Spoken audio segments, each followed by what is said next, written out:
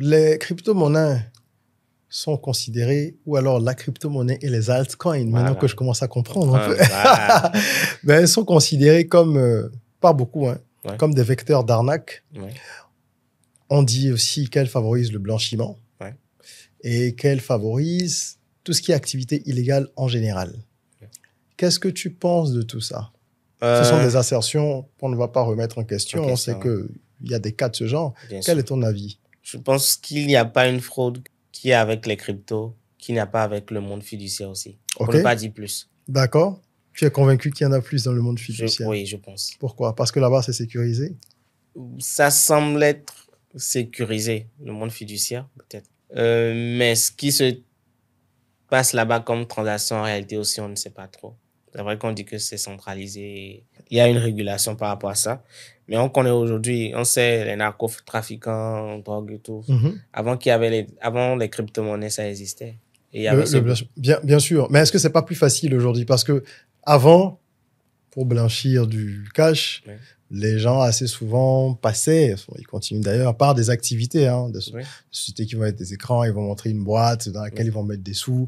Il y a d'ailleurs dans la série très connue Power, je pense, produite par 50 Cent, là, des gars qui mettent de l'argent dans des salons de coiffure et d'autres choses pour que ça ressorte clean, puisqu'on lave, on blanchit et qu'on puisse mettre sur des comptes pour exploiter légalement cet argent. Est-ce que c'est pas plus facile aujourd'hui avec la crypto? Parce que si quelqu'un a 2 millions de dollars, il achète des bitcoins, personne ne lui demande rien, et puis il va n'importe où, il retire. Est-ce que c'est pas ça qui fait peur aux gens? La facilité à blanchir?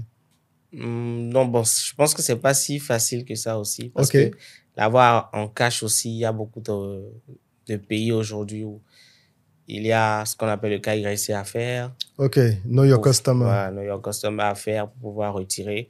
Aujourd'hui, c'est possible de retirer ça sur Visa et vous connaissez la complexité de Visa pour pouvoir utiliser.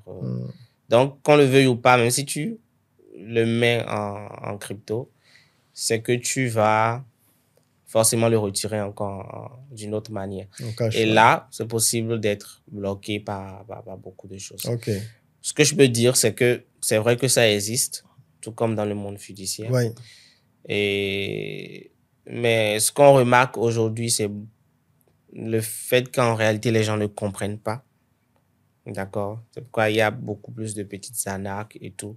Si les gens prennent le temps de lire, ils vont comprendre que, bon, voilà, on leur propose des taux exorbitants pour dire c'est la crypto et tout. Donc, en réalité, selon toi, c'est l'ignorance. C'est l'ignorance des populations qui les plongent dans des situations difficiles parce qu'elles acceptent n'importe quoi. Voilà. Ou on te propose un 30% par jour. Je ne sais pas quel business. Par jour? Oui, il y a des types d'arnaques du genre. Et les gens y croient? Bien sûr. On n'a pas dit par mois, parce que même 30% même par mois, c'est... Même 30% par an, c'est à déjà... moins, oui, non, à moins qu'il y ait vraiment une grosse bulle. Et les gens tombent dans des pièges de 30% par jour. Bien sûr. Les gens tombent dedans. 10% par jour. Voilà, les gens tombent dedans. Donc, je pense que c'est l'ignorance qui fait ça. Il faut juste s'informer. C'est disponible sur le net. Tout le monde peut lire, apprendre, tout comme moi. J'ai lu, j'ai compris. Je me suis intéressé à ça. L'autre chose aussi, c'est que je pense... Vous savez, quand quelque chose est nouveau, on le combat. Internet a été combattu. Toutes les révolutions, toute technologie trop avancée est considérée parfois, disent certains, comme même de la sorcellerie. Une manière de dire que, bon, on a peur. Voilà. Donc, je pense que c'est l'une des choses qui fait que les gens, on lui trouve beaucoup plus d'arnaques pour entrer le freiner. Mais je pense que quand la révolution est lancée, je pense que personne ne peut l'arrêter. Parce que si, comme je te l'ai dit ici aujourd'hui, il y a beaucoup de pays aujourd'hui où il y a des lois sur la crypto. Au Nigeria aussi, je pense qu'ils travaillent dessus, non? Oui, beaucoup. En France, par exemple, il y a une loi et il y a aussi des autorisations qui te permettent d'avoir une plateforme pour pouvoir faire des transactions Bitcoin. On prend des commissions dessus, tu payes la TVA dessus quand tu es en France, par exemple. Donc, il y a cette autorisation, par exemple. Donc, je pense que les gens y pensent déjà. Les gens travaillent déjà dessus. Sur le cadre légal, quoi. Voilà, le cadre légal, les gens travaillent, beaucoup de pays travaillent dessus. Par exemple, l'autorisation, je te dis, par exemple, en France, c'est que ça couvre toute l'Europe.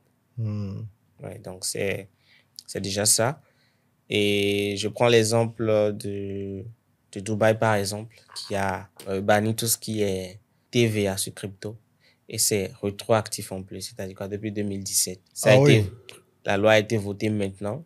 C'est-à-dire quoi, les transferts Bitcoin et de crypto. Donc les gens vont récupérer. Voilà, les transferts de crypto, c'est que vous n'allez plus payer de TVA dessus. D'accord. Les cryptos, vous ne payez pas de TVA dessus. Et c'est vraiment pour favoriser le mouvement. Hein. Voilà. Et en plus, c'est rétroactif. C'est que genre, tous ceux qui ont payé jusqu'en 2017, on va leur... Donc, je pense que si vous suivez un peu l'écosystème, vous voyez qu'il y a beaucoup de choses qui avancent. Tu connais PayPal. Oui. Tu connais la complexité ou bien la rigueur de PayPal. Bien Pourtant, sûr. PayPal a ajouté la crypto. Donc, je pense que ça doit nous faire réfléchir si ceux-là commencent pas à dire, bon, je rentre dedans et tout. Je pense que nous aussi, il vaut mieux ne pas avoir les deux pieds au dehors. Et prendre le train en marche, voilà, quoi. Prendre le train en marche et accepter que, voilà, c'est une révolution et il vaut mieux être dedans qu'en dehors. Ben justement, prendre le train en marche, toi, quand tu as pris le train en marche, est-ce que tu as connu des mésaventures au début? Est-ce que tu as perdu de l'argent? Est-ce que ça s'est mal passé d'une manière ou d'une autre? Oui, je pense que comme tout investissement, il faut y mettre de l'argent qu'on est prêt à perdre. Et ça, c'est dans tous les domaines. Intéressant. Même dans l'immobilier, tu peux faire un bâtiment qui va s'écrouler. Donc, ta philosophie, c'est à chaque fois que tu investis dans un secteur ou dans un business, c'est de l'argent que tu te dis qui est peut-être déjà perdu. Bien sûr, parce que tous mes aventures peuvent arriver. D'accord. Même dans l'immobilier qu'on dit sécurisé. Bien sûr. Dès qu'il y a une guerre, c'est que c'est foutu. Oui. C'est juste que les probabilités sont peut-être un peu plus faibles. Mais ça peut arriver. Voilà, c'est toujours risqué. La particularité des cryptos, c'est que ça fluctue beaucoup. OK. Aujourd'hui, le Bitcoin peut être à 50 000 $. Demain, il peut être à 30 000.